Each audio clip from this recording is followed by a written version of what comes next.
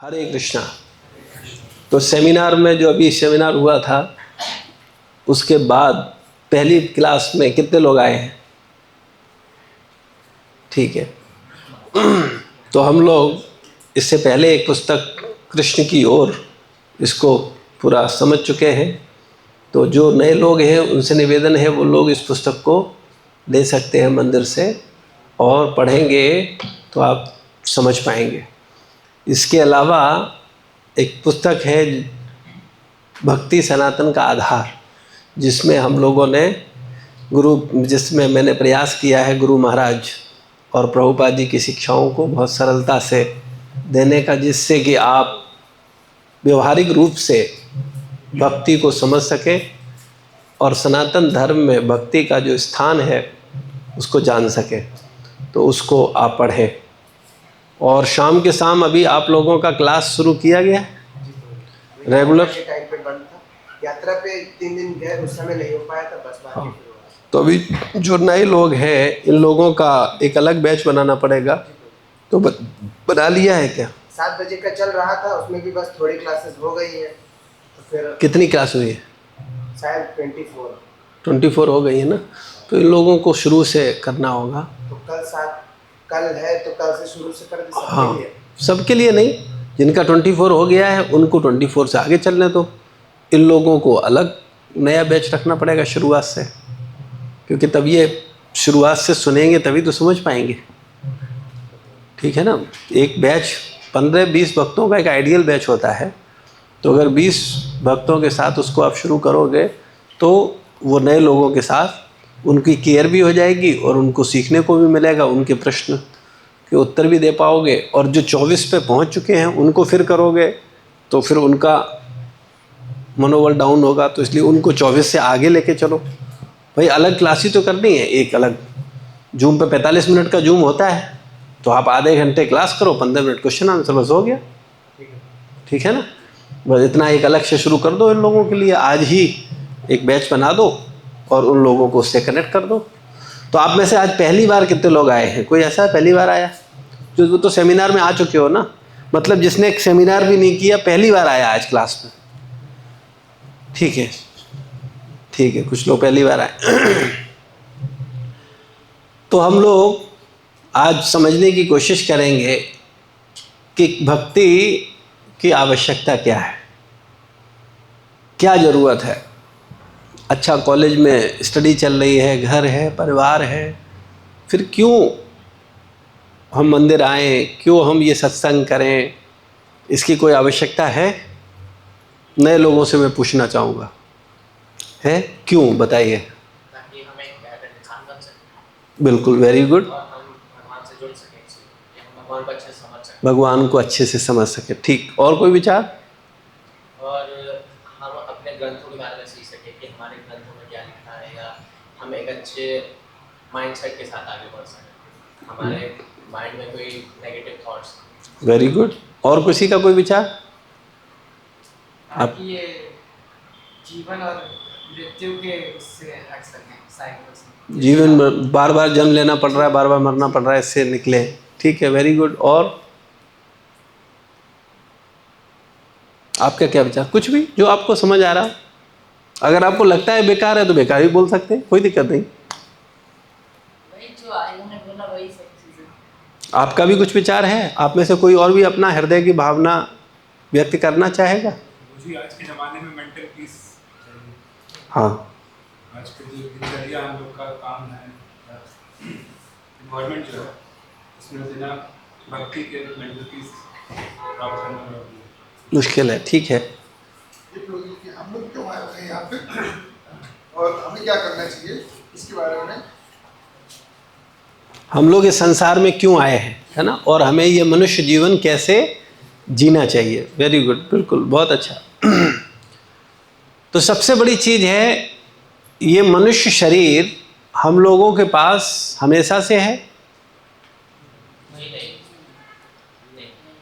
आपके पास कब से है ये मनुष्य शरीर? जब से हम पैदा हुए। हाँ, तो हम पहले के सेशंस में क्लियर कर चुके हैं, क्योंकि कुछ नए आए हैं लोग, उनको थोड़ा सा रिलेट कर दें, नहीं तो समझ नहीं पाएंगे। क्या आप लोग अपने आप को इस शरीर से अलग देख पाते हो? शरीर से अलग क्या सोचते हो आप शरीर हो? जी, सोचते कि हम शरीर। आप ऐसे ही तो सोचते हो, लेकिन क्या ये सत्य है? नहीं। क्योंकि इस शरीर से पहले भी आप थे कि नहीं थे? जी, जो अभी वर्तमान शरीर आपका है, इससे पहले ये शरीर ऐसा ही था, नहीं। लेकिन आप वही थे कि नहीं थे? परिवर्तन किस में हो रहा है? शरीर। आप में कोई परिवर्तन हो रहा है? आप वही हो। अगर आज से हम 15 साल पहले की बात करें, मान लो आप 20 साल के हो, तो हम 19 साल पहले की बात करें, तो ये शरीर कैसा था? छोटा सा। और तब आप उसी शरीर को मैं मान रहे थे, ठीक है। फिर 5 साल के जब आप हुए, तब आपका शरीर वो वाला अंत हो गया। शैशवावस्था वाली देह का क्या हो गया? अंत हो गया। देहांत समझते हो? देहांत।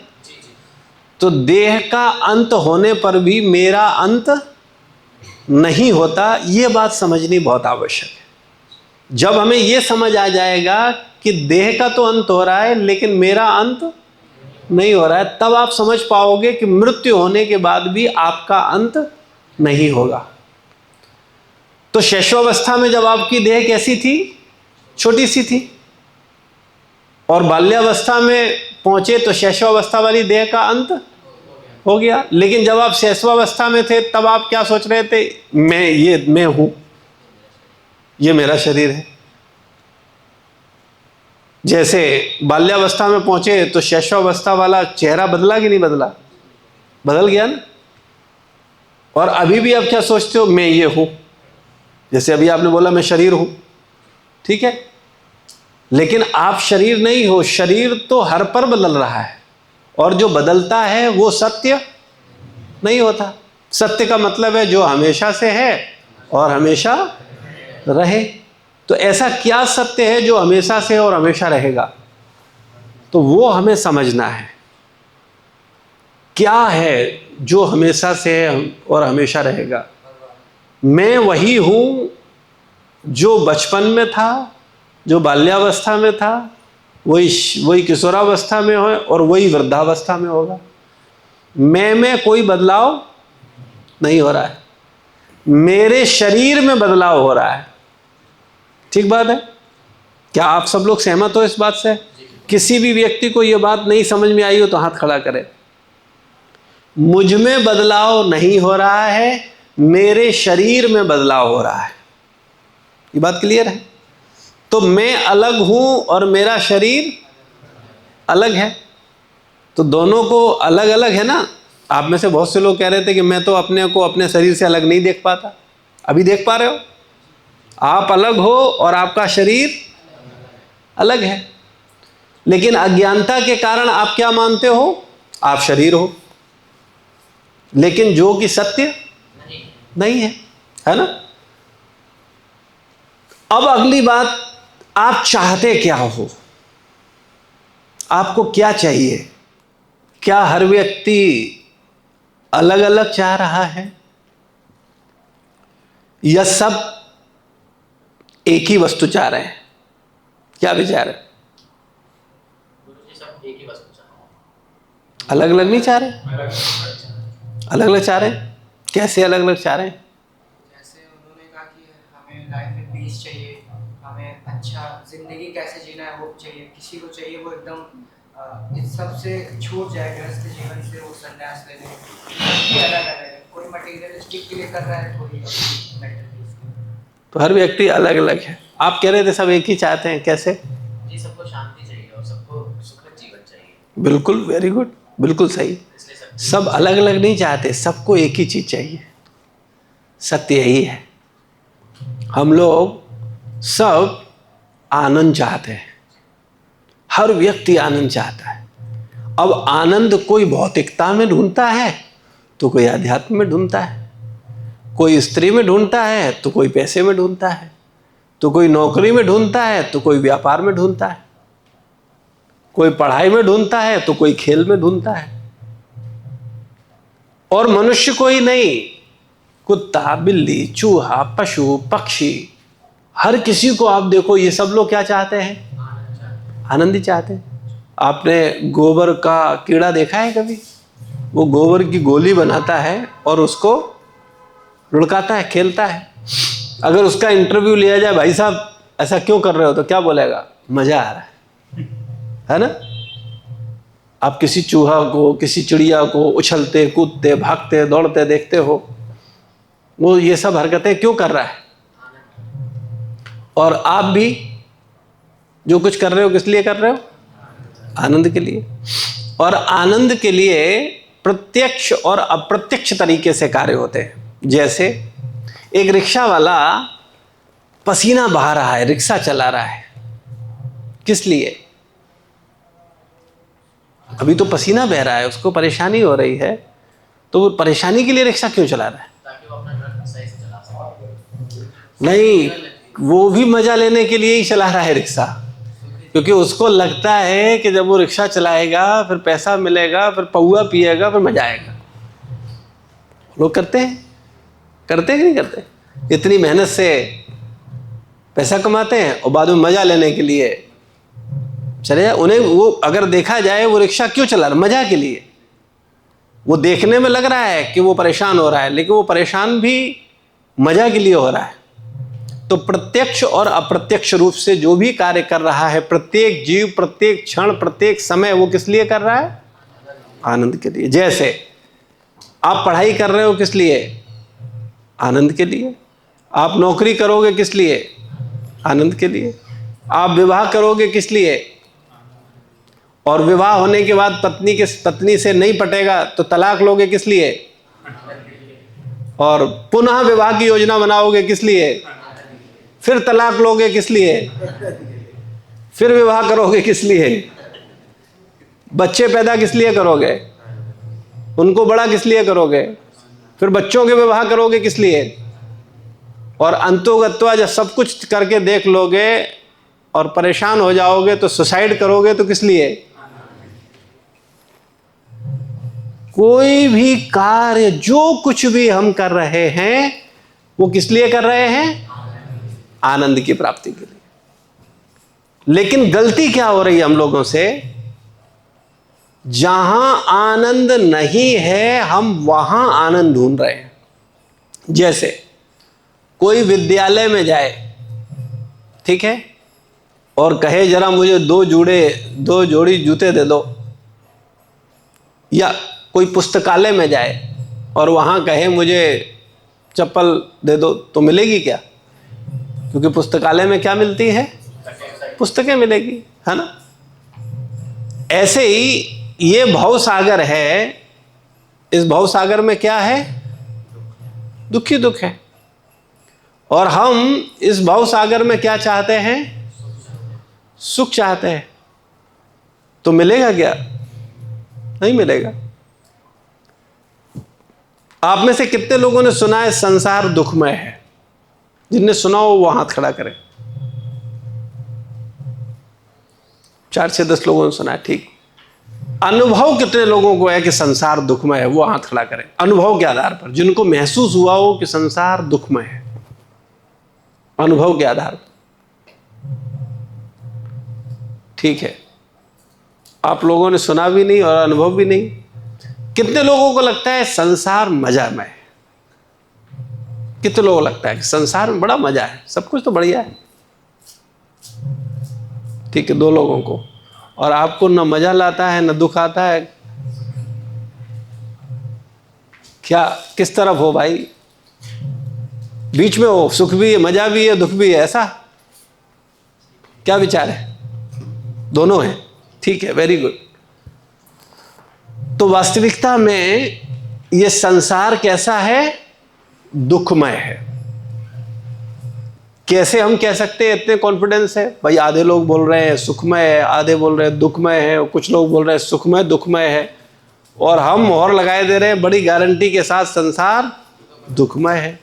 तो इतने कॉन्फिडेंस से हम कैसे कह सकते हैं? आप में से कोई व्यक्ति प्रश्न पूछ सकता है ना मुझसे कि भाई आप ऐसे कैसे कह सकते हैं, आपने बिल्कुल ठोंक बजा के बोल दिया संसार दुखमय है। तो इसका तरीका है, संसार बनाया किसने? भगवान। तो वो भगवान जिसने संसार बनाया है वही बता रहे हैं ये संसार दुखालय है, दुखालयम अशाश्वतम। ये संसार कैसा है? दुखालय। और दुखालय में क्या मिलता है? दुख मिलता है। तो हम सबको मिल रहा है कि नहीं मिल रहा है?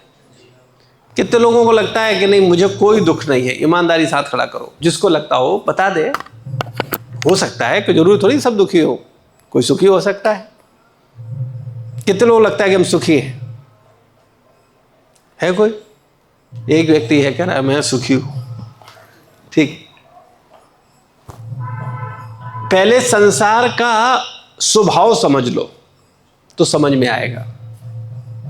इस संसार में समस्या है कि नहीं है? है?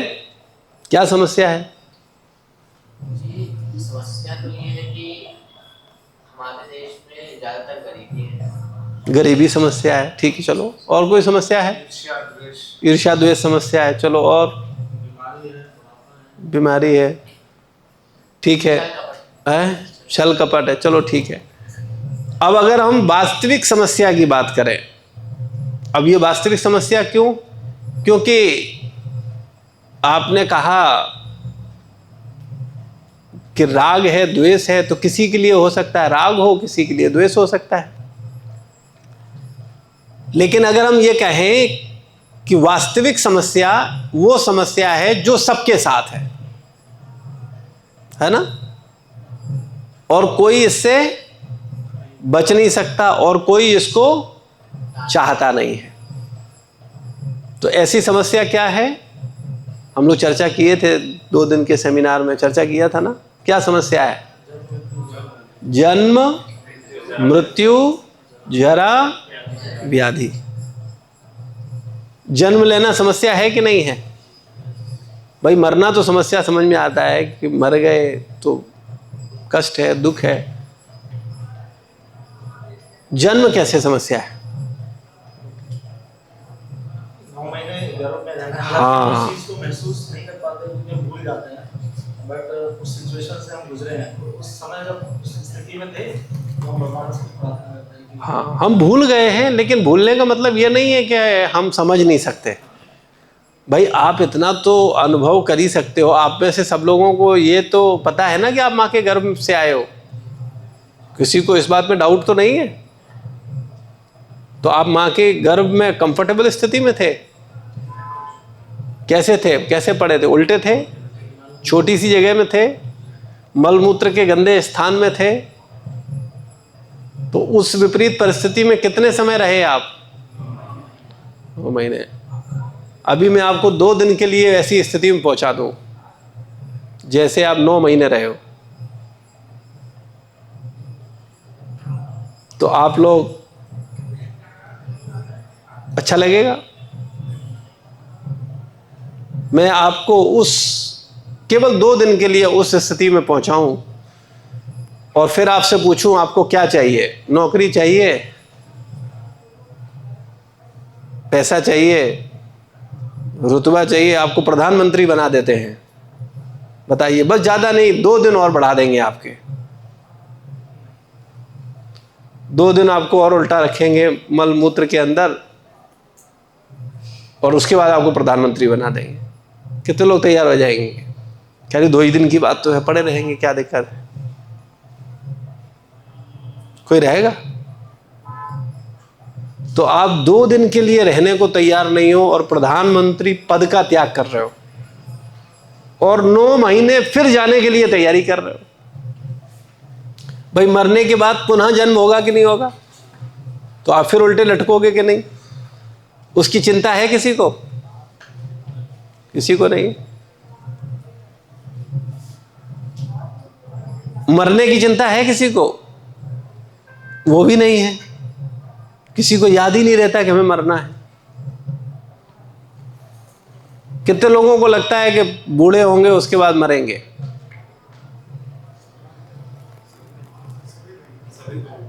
सबको लगता है। क्या ये सत्य है? सत्य क्या है? लेकिन आप सोचते क्या हो? तो आप लोग गलत क्यों सोचते हो? भाई सत्य क्या है? आप कभी भी मर सकते हो कि नहीं, बूढ़े होगे उसके बाद ही मरोगे। तो ये बात तुम्हारे दिमाग में क्यों नहीं रहती? मरने का मतलब सोचा है? तुमने जो कुछ इकट्ठा किया है सब छूट जाएगा। जो कुछ जिसको तुम अपना मानते हो कि ये मेरा घर है, ये मेरा परिवार है, ये मेरे हैं, बस 2 मिनट में खत्म। और कभी भी हो सकता है। तो जो बुद्धिमान व्यक्ति है वो सत्य को समझना चाहता है और जन्म, मृत्यु, जरा, व्याधि इससे निकलना चाहता है और असली आनंद को प्राप्त करना चाहता है कि मैं सदैव प्रसन्न हूं। आनंद का मतलब पता है क्या है? ऐसा सुख जिसमें व्यक्ति फिर कभी दुखी ना हो। क्या ऐसा कोई सुख आपने अनुभव किया है? अभी तक आपने जो जो सुख सुने हैं, समझे हैं, वो सारे के सारे सुख दुख में बदल जाते हैं कि नहीं बदल जाते? अनुभव है? जिन जिन चीजों से आप सुखी हुए उन्हीं उन्हीं चीजों से आप दुखी हो कि नहीं हो? पहले बचपन में आपको लगता था कि स्कूल जाओगे तब मजा आएगा, है ना? और स्कूल पहुंच गए तो अरे भाई कहाँ फंस गए। फिर स्कूल के बाद आए, कॉलेज पहुंचेंगे तब मजा आएगा, है ना? और कॉलेज में पहुंच गए तो फिर और परेशान हो गए। फिर कॉलेज में पहुंचने के बाद फिर क्या हुआ? अभी नौकरी लग जाए तब मजा आएगा।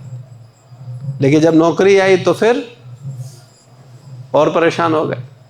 होता है कि नहीं होता?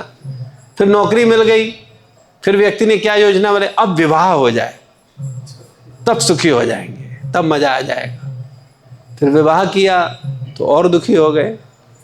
होता है ऐसा कि नहीं होता? क्या अनुभव है? जीवन के अनुभव है ना, थोड़े तो अनुभव आपके पास भी है ना। आप क्या अनुभव कर? अच्छा मुझे एक सरल अपना अनुभव बता दो। जब से पैदा हुए हो अभी तक केवल आनंद की यानी असली सुख की आस में आप बढ़ते जा रहे हो कि नहीं बढ़ते जा रहे हो? लेकिन मिल रहा है क्या? मिला किसी को? ये पता है कैसी स्थिति है? इसके लिए प्रभुपाद जी एक बड़ा अच्छा उदाहरण देते हैं, एक धोबी का और गधे का।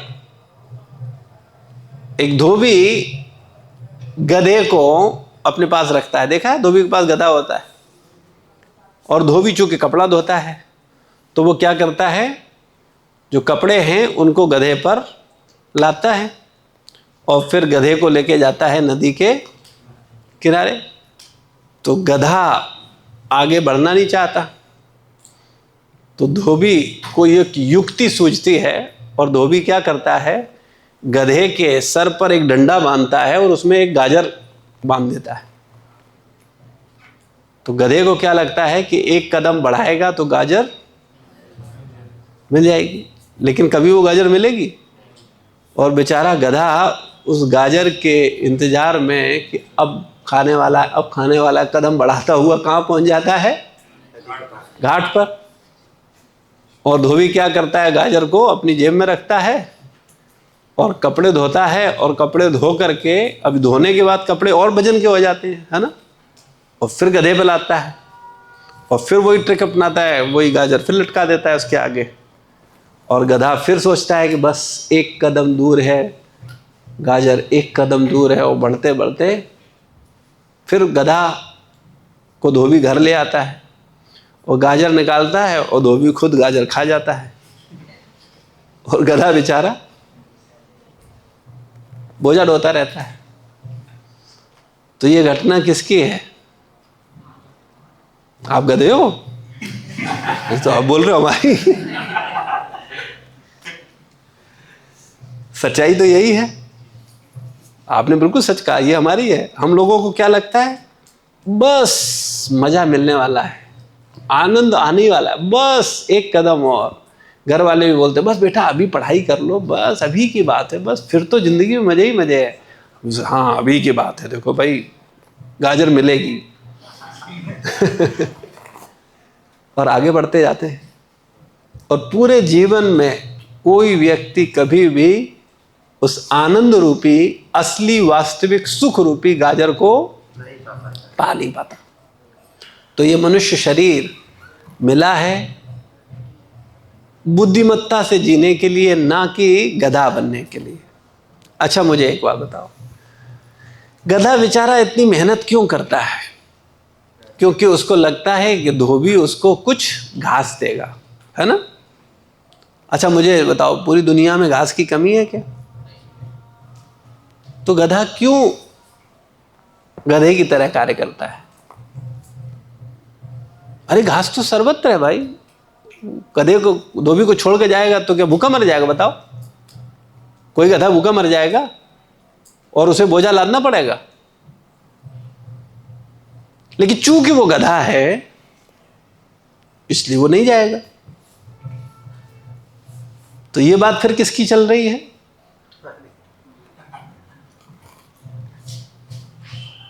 प्रभुपाद जी बोलते हैं कि लोग दिन रात गधों की तरह मेहनत कर रहे हैं और खाते क्या है?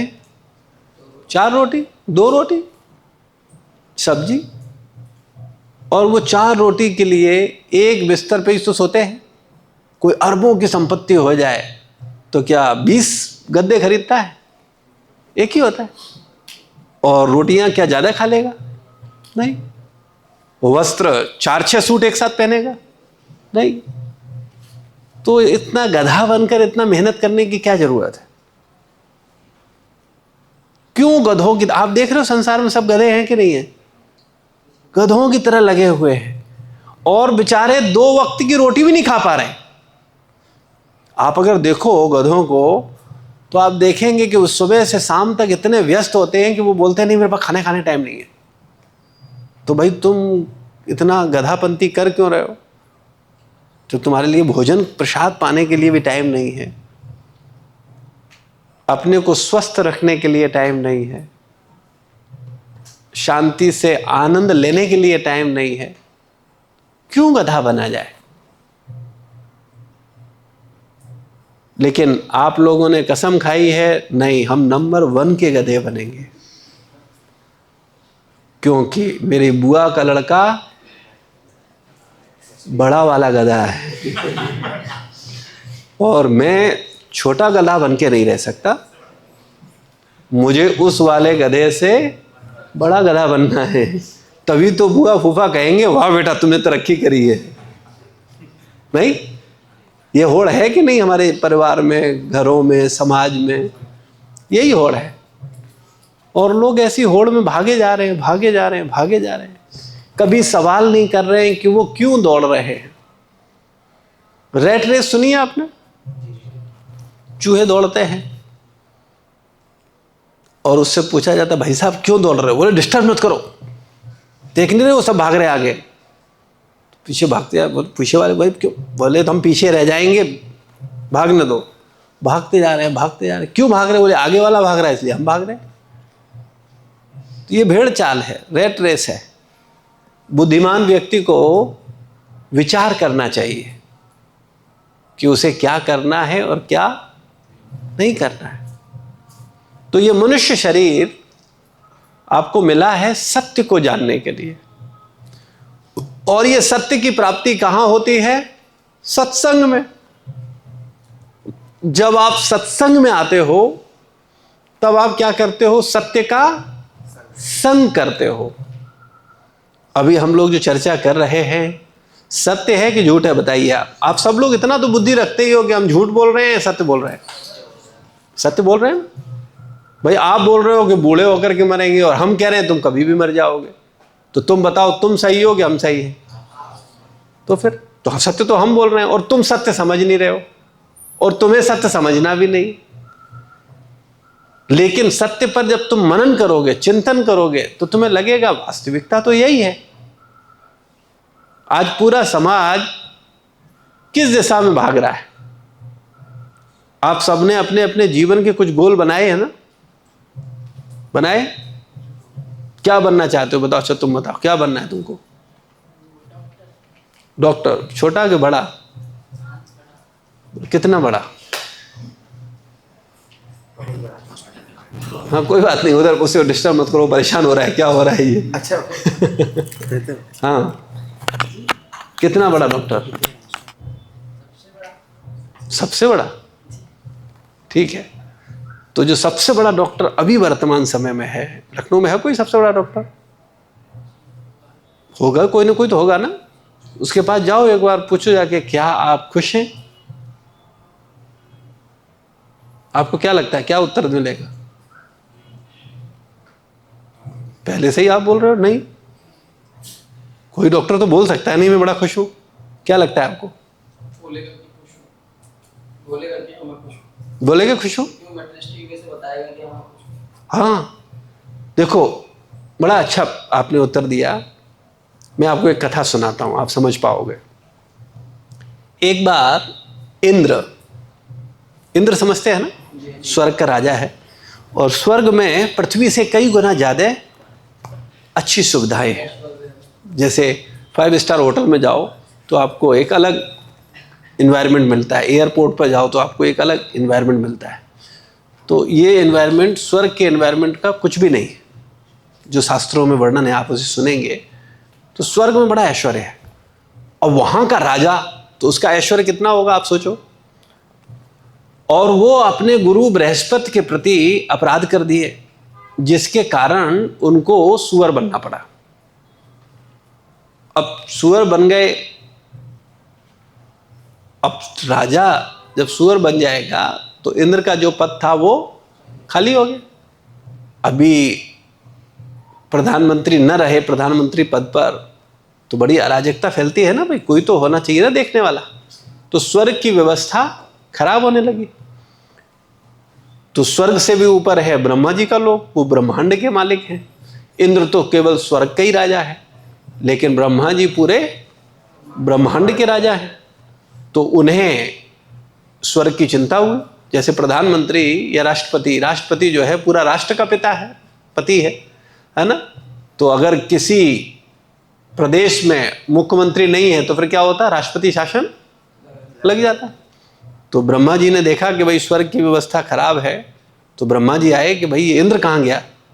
तो उन्होंने अपनी दिव्य दृष्टि से देखा तो इंद्र सुअर और अपनी मिस सुअर के साथ, उनके 10 बच्चे थे हट्टे कट्टे, उनके साथ नाली में घुर घुर घुर घुर घुर घुर कर रहे हैं और गीला गीला मल खा रहे हैं। तो ब्रह्मा जी को बड़ा तरस आया, बोले अरे ये क्या। ब्रह्मा जी वापस आए कि चलो गलती कर दिया है ठीक है, लेकिन उसको वापस ले आते हैं कहाँ, अपने इंद्र पद पर। तो सुअर के पास पहुंचते हैं ब्रह्मा जी, और ब्रह्मा जी बोलते हैं ए सुअर, पता है तुम इंद्र हो, तुम स्वर्ग के राजा हो, तुम क्या कर रहे हो इधर। तो वो सुअर ने बड़े घुर्रा करके देखा, बोले किसने देखा स्वर्ग, किसने देखा इंद्र का पद, देखा मेरी मिस सुअर और मेरे बच्चे और ये गीला मल, मैं बड़ा खुश हूं, बड़ा आनंद में हूं। अच्छा आप किसी सुअर का इंटरव्यू लो, वो नाली में गीला मल खा रहा हो, तो वो क्या बोलेगा, मैं बड़ा दुखी हूं। और अगर वही मल आपको खिलाया जाए तब आप क्या कहेंगे, क्या बदतमीजी है, क्या आपको अच्छा लगेगा? क्यों? क्यों आपको नहीं अच्छा? अगर सुअर को अच्छा लग सकता है तो हमको भी अच्छा लगना चाहिए। हमको अच्छा क्यों नहीं लग रहा? क्योंकि हमारी चेतना सुअर की चेतना से श्रेष्ठ है, हम सुअर नहीं है, है ना। तो इसलिए लेकिन हमारी जो चेतना है उस सुअर की चेतना से कैसी है, श्रेष्ठ है। तो इस कारण हमको क्या लग रहा है, ये गीले मल में कौन सा स्वाद है? अरे पिस्ता की बर्फी खाओ, काजू की बर्फी खाओ, बादाम की बर्फी खाओ, रबड़ी खाओ, रसगुल्ला खाओ, इसमें मजा है, ना कि गीले मल में। इसमें कौन सा मजा है? कहोगे कि नहीं कहोगे? तो सेम ऐसे ही हमसे जो ऊपर चेतना के लोग हैं, उनको क्या लगता है? ये हम लोग मल खा रहे हैं, क्योंकि संसार को क्या बोला गया? संसार मल नाशनम। ये संसार और संसार की जो भी चीजें हैं, ये सब मल के समान है। लेकिन किनकी नजर में? जो हमसे कई गुना उत्कृष्ट चेतना रखते हैं। लेकिन हमारी नजर में तो बादाम का हलवा सर्वोपरि चीज है, और हम कहेंगे इससे बड़ा कोई सुख नहीं। लेकिन जो उन्नत चेतना वाले लोग हैं, उनकी नजर में ये जो संसार का जो भी भोग है, विषय है, ये सब कैसे हैं? मल के समान। तो खैर, हम लोग चर्चा कर रहे थे कि अगर डॉक्टर से पूछा जाए कि आप कैसे हो, तो आपने कहा कि सुखी नहीं है कोई, और आपने कहा कि वो भौतिक चेतना से बोल सकता है कि वो सुखी हो, मैं बहुत सुखी हूं, मेरे पास सब कुछ है। लेकिन वास्तविकता में आप जानते हैं क्या वो सुखी है या दुखी है? तो आप डॉक्टर बन के दुखी होना चाहते हो कि सुखी होना चाहते हो? बताइए। तो जब आप बता रहे हो कि वो सबसे बड़ा डॉक्टर बनना है, और जो बड़ा डॉक्टर था, मैंने पूछा वो सुखी है, तब आपने बोला नहीं वो दुखी है, तो इसका मतलब आप भी दुखी होना चाहते हो? कैसे सुखी होगे? ये बिल्कुल वही हुआ ना कि पुस्तकालय में जूता चाहिए। इस भौतिक जगत में सुख, अच्छा चलो डॉक्टर छोड़ो, तुम्हारे रिश्तेदार, मित्र, पड़ोसी, बहुत सारे लोगों को तुम जानते हो, है ना? उनमें से कोई भी व्यक्ति रियल हैप्पीनेस को प्राप्त है? क्यों?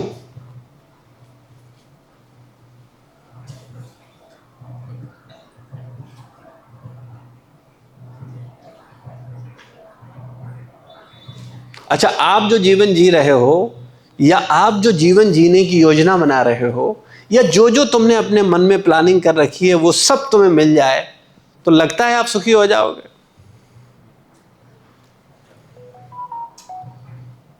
तो फिर विचार नहीं करना चाहिए ये वास्तविक सुख है कहां? या भेड़ चाल में, रैट रेस में बस दौड़ते रहना चाहिए? ये विचार आपके ऊपर है। अगर आप भेड़ चाल में रहेंगे तो सब दौड़ रहे हैं, आप भी कहेंगे हाँ हाँ हम भी सुखी हो जाएंगे, अभी नहीं तो कभी हो जाएंगे, डॉक्टर बन जाएंगे तब हो जाएंगे, ये होगा वो होगा, ऐसा होगा, गोल्ड मेडल मिलेगा, कुछ भी होगा, आप स्थायी शांति और आनंद को प्राप्त नहीं कर पाएंगे। तो उसको प्राप्त करने का क्या साधन है? और उसको प्राप्त करने का केवल एक साधन है, केवल केवल और केवल एक, और वह है प्रेम। आप सब ने एक चौपाई सुनी होगी, रामचरितमानस, ये सब बड़े गहरे ग्रंथ हैं, लेकिन लोग फिजिक्स केमिस्ट्री पढ़ते हैं टीचर से, और गीता रामायण पढ़ते हैं खुद से, इसीलिए सब गधे रहते हैं, कोई कुछ समझता नहीं है। तो रामचरितमानस में एक चौपाई है, आपने सुना हो, हरि व्यापक सर्वत्र समाना, प्रेम ते प्रकट हुए में जाना। सुना है? कितने लोगों ने ये चौपाई सुनी है? ठीक है, कुछ लोगों ने सुना है, बहुत से लोगों ने नहीं सुना। तो हरि मतलब भगवान, भगवान और आनंद क्या है? एक ही हैं। हम लोग जो आनंद चाह रहे हैं ना, इसका मतलब हम क्या चाह रहे हैं? भगवान को चाह रहे हैं। हमें और कुछ नहीं चाहिए, हमें क्या चाहिए? भगवान चाहिए। लेकिन हम जानते नहीं, हमको क्या लगता है? शराब में भगवान है, चाय में भगवान है, नशे में भगवान है, विषय भोगों में भगवान है, लेकिन उनमें भगवान नहीं है। वास्तव में जो भगवान को चाहते हैं, तो बताया गया हरि व्यापक सर्वत्र समाना, प्रेम ते प्रकट होय में जाना। ये प्रेम से प्रकट हो जाते हैं। अब प्रेम क्या है? एक एक शब्द बड़ा गहरा है, हम लोगों को तो किसी शब्द का अर्थ नहीं पता। अच्छा चलो, जो लोग नए आए जिनको मैं पहले बता चुका हूं वो नहीं, जो नए लोग हैं वो बताएं। प्रेम सुना है आपने? कितने लोगों ने प्रेम शब्द सुना है? सुना है सबने? ठीक, तो बताओ जरा प्रेम का मतलब क्या है?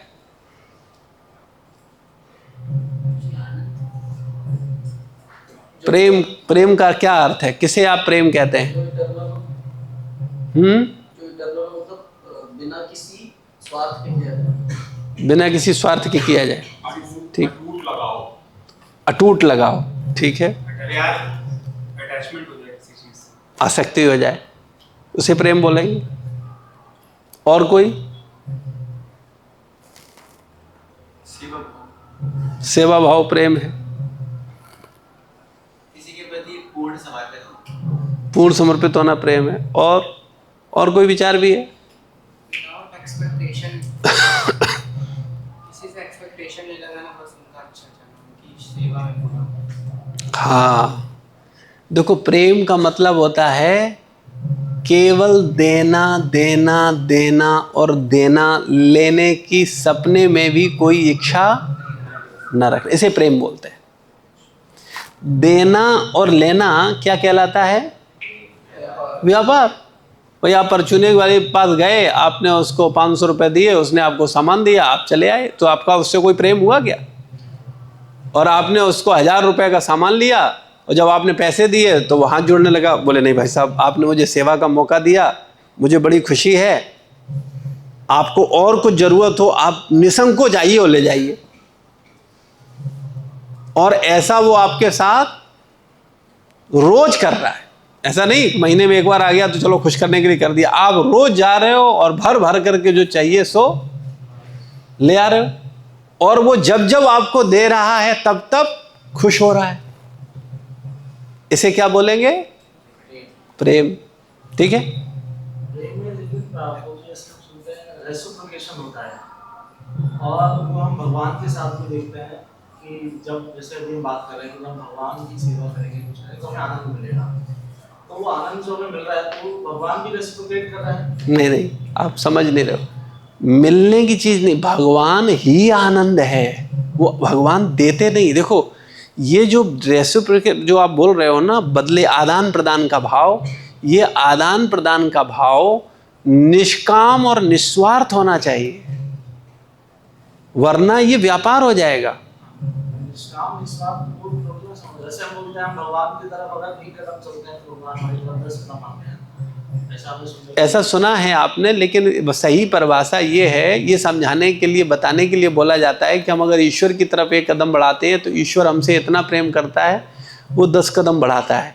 लेकिन सच्चाई ये है कि ईश्वर हमारी तरफ 100 कदम बढ़ा रहा है, 1000 कदम बढ़ा रहा है, और हम लोग 1 कदम नहीं बढ़ा रहे। ये वास्तविकता है। मतलब रेसिप्रोकेशन नहीं है प्रेम में।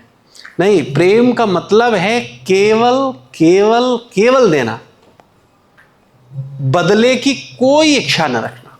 इच्छा तो की नहीं है, लेकिन अगर मिल रहा है वो हम रियलाइज कर पाते हैं, जैसे वो स्वाभाविक होगा। देखो आप इसे समझो, मैं यही बताने की कोशिश कर रहा हूं कि प्रेम से क्या मिलता है? आनंद। और वो स्वाभाविक होगा, और वो कोई और नहीं देगा कि जैसे मैं मान लो आपकी सेवा कर रहा हूं तो आप मुझे आनंद दोगे। नहीं नहीं, वो मेरे अंदर स्वतः प्रकट हो जाएगा मेरे देने के भाव से, उसे कोई दूसरा नहीं देगा मुझे। तो अगर ऐसा वो नहीं हो रहा है तो that means it is not love. हाँ बिल्कुल। और ऐसा प्रेम कोई करता है आपसे? बताओ मुझे।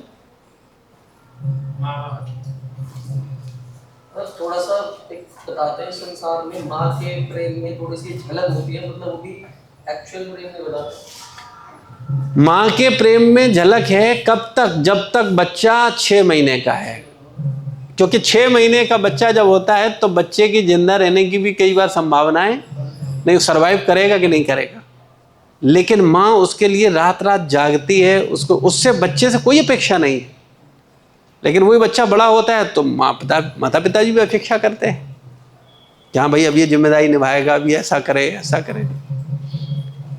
केवल एक भगवान ऐसे हैं जो कि बिना अपेक्षा के बस देते जा रहे हैं, देते जा रहे हैं, देते जा रहे हैं, कोई हिसाब नहीं ले रहे। अच्छा मुझे बताओ, आप जब से पैदा हुए हो कितनी ऑक्सीजन पी गए? हिसाब लगाया कभी? अभी ऑक्सीजन कोरोना में जरूरत पड़ी थी ना? एक सिलेंडर कितने का था?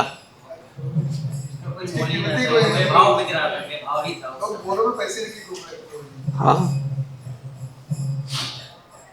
चलो तब बेभाव था, आज भाव है। आज क्या भाव है? 600-650 में मिल जाएगा। ठीक है, उन कितने सिलेंडर पी गए?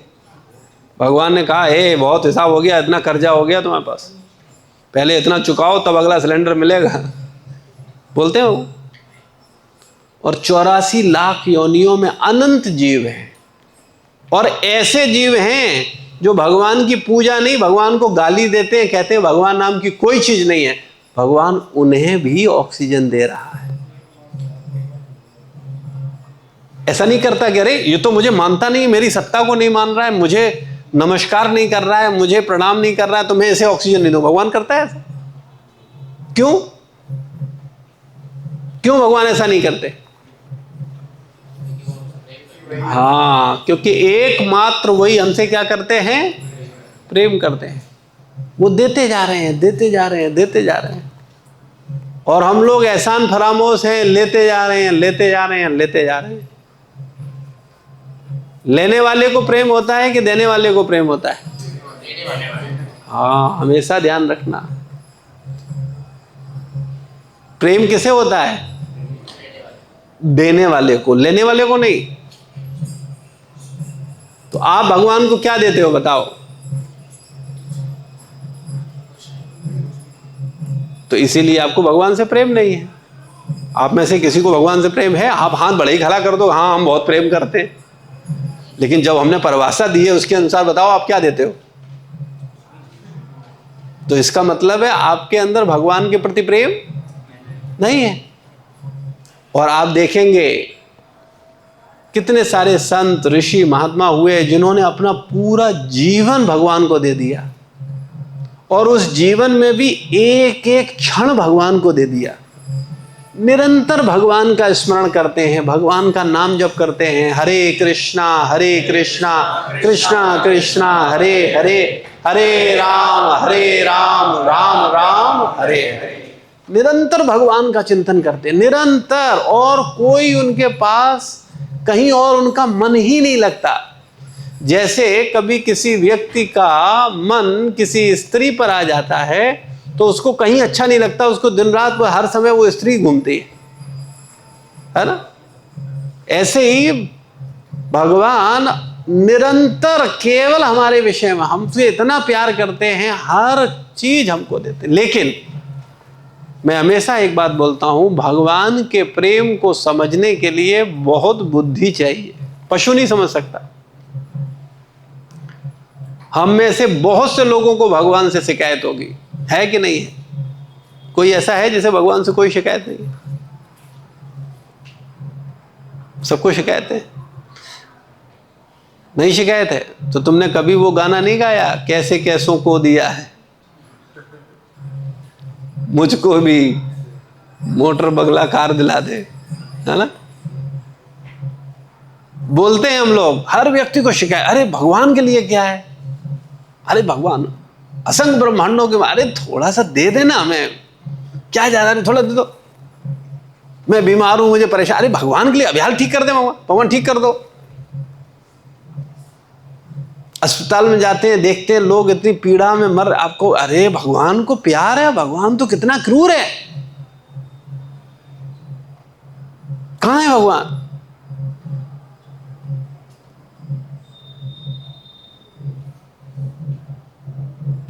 भगवान के प्रेम को समझना आसान नहीं है, लेकिन हमसे प्रेम करने वाला कौन है सबसे अधिक?